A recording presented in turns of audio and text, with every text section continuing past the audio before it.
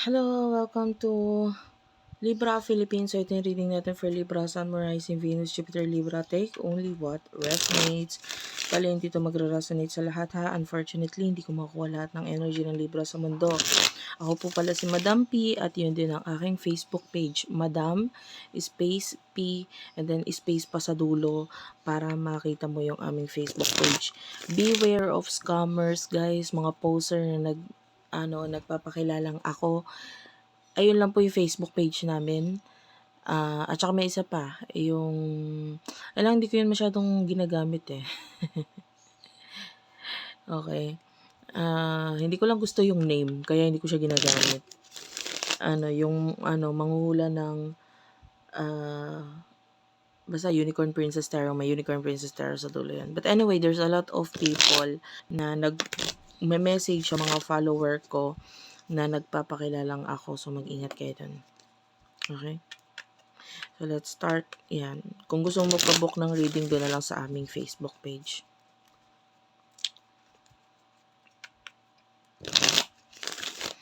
And then,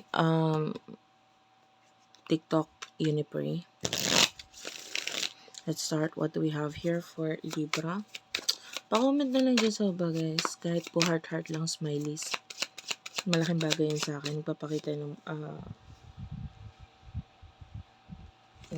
ng suporta, pagmamahal. Knight of Cups, Queen of Pentacles, Taurus, Virgo, Capricorn, Cancer, Scorpio, Pisces, with the Knight of Cups, Queen of Pentacles. Bottom of the deck is the King of Wands. Okay. Ang daming na-attract sa'yo, guys.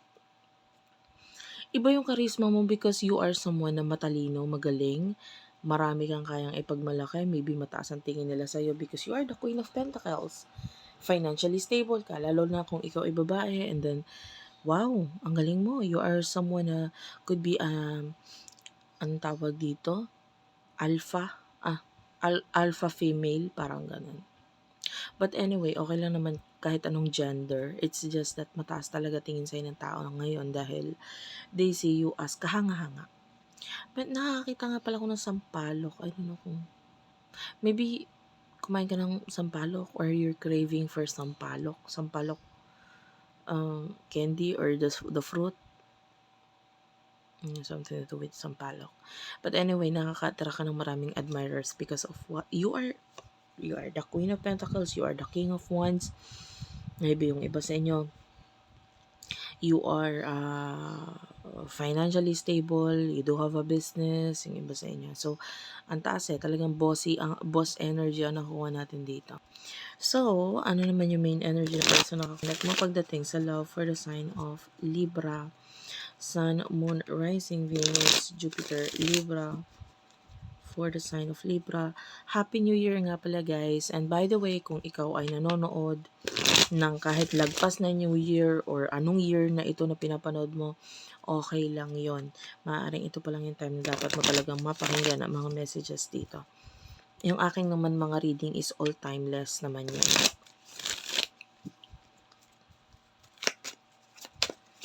So, sino yung person na kakonect mo pagdating sa love for Libra? You do have here the Two of Swords, so may choices itong person na to or may other pa siyang kakonect. I see this as other choices, judgment. Pero ngayon nagkakaroon siya ng awakening. I feel like nagkamali ng choice or pagpili itong person na to. That's why ngayon parang feeling niya, hindi ko to gusto. Itong kung ano man yung situation niya because I feel like pakiramdam niya masyadong nagiging pabigat. I don't know kung siya yung nagiging pabigat or vice versa. Or yung isang kakonect niya ay nagiging pabigat dito sa connection na ito. And the Hermit is here, Virgo energy. Yeah, the Hermit is a person na nagiging maingat pagdating sa kanyang emotions. Ayaw niyang masaktan, ayaw niyang makasakit. And, but anyway, continuous lang siya sa kung ano yung mga tingin niya magbibigay ng growth sa kanya.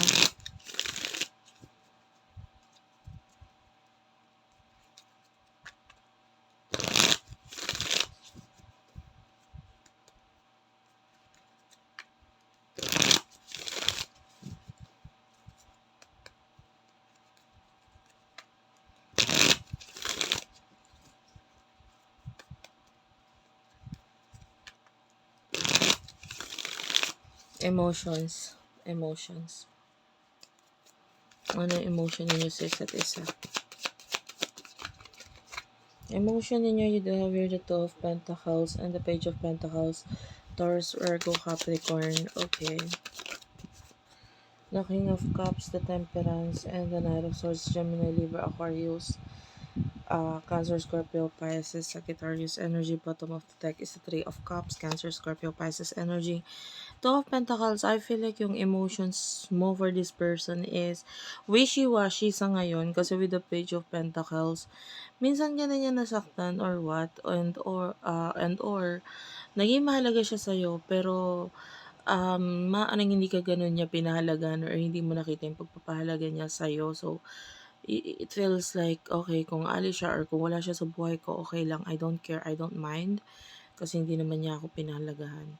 And with the Two of Pentacles, I feel like ngayon, wishy-washy ka. There are times na gusto mo or there are times na ayaw mo dito sa person na to kasi hindi ka nga niya pinahalagan, di ba? What if masaktan ka ulit? Parang ganun.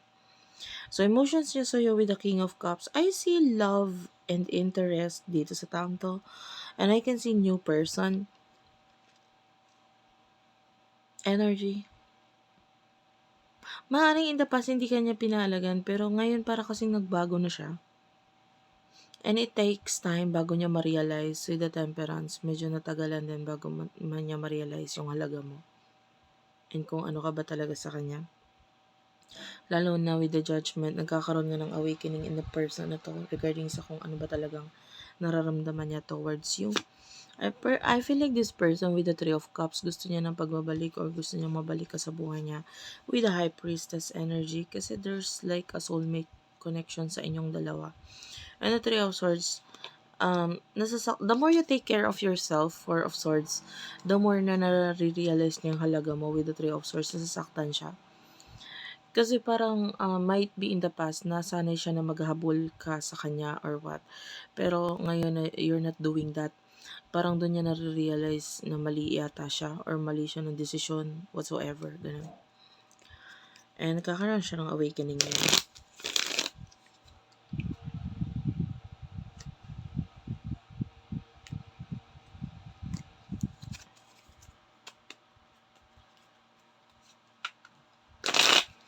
And the near future sa inyong dalawa. In the near future. In the near future, you do have here the Devil. This is Capricorn energy. And the Three of Cups. Okay.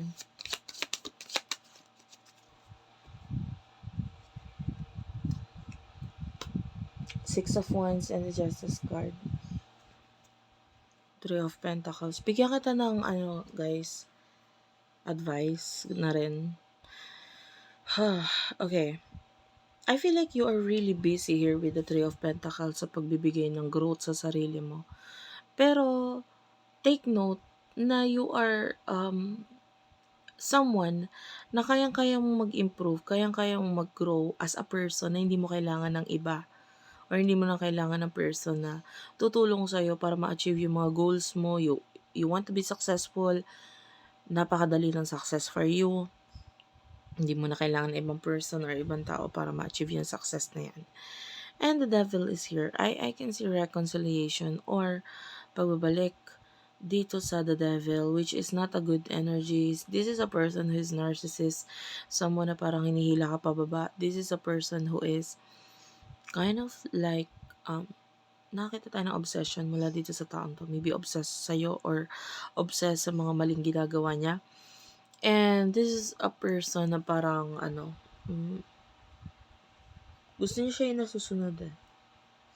But I don't like the energy of this person kasi Six of Wands, ang dami niyang dapat ayusin sa sarili niya na kailangan yun muna yung ayusin niya eh. Diba? If this is an ex or a person in the past na parang narcissist, binabagsak ka niya, or bumabagsak ang buhay mo dahil dito sa person na to, with the Justice card, napapahamak ka because of this person. Kulang pa ba? I mean, kulang pa ba yung lesson na naituro niya sa buhay mo? I get it. You are a Libra. Masyado kang mabait. And, you know, pwedeng i-welcome mo ulit ang sarili mo dito sa person na 'to. So, my advice is, of course, hindi mo nga kailangan ng other person, sa buhay mo, or hindi mo na kailangan itong taong 'to particularly. 'Di ba? Kung may taong papahintulutan kang bumalik sa buhay mo or dumating sa buhay mo, it should be the person na deserve ka. Kasi what I see here is that this person, hindi ka niya deserve. Okay? Sinaktan ka na niya noon, niloko, ginamit or what, and you don't deserve all of that. So, you have to think twice bago mo pabalikin itong taong ito sa buhay mo. Nakakita tayo ng pagbabalik nitong person na to who really wants you because kailangan ka niya eh. Doon niya na nakikita yung nagigising siya sa katotohanan na ikaw ang kailangan ko. If ever na ito person na to is nasa other, other party, other person, doon niya na-realize na hindi ito yung gusto niya eh. Hindi itong, you know, hindi ito yung person na mauuto ko eh. Mas mauuto kita eh. Parang ganun. Mas kaya kitang hawakan sa palad ko, mas kaya kitang paikutin kaysa dito sa taong to. So, I want you back. Parang ganun. So, maging mautak tayo guys. That's it for now. Thank you for watching. I love you all and bye-bye.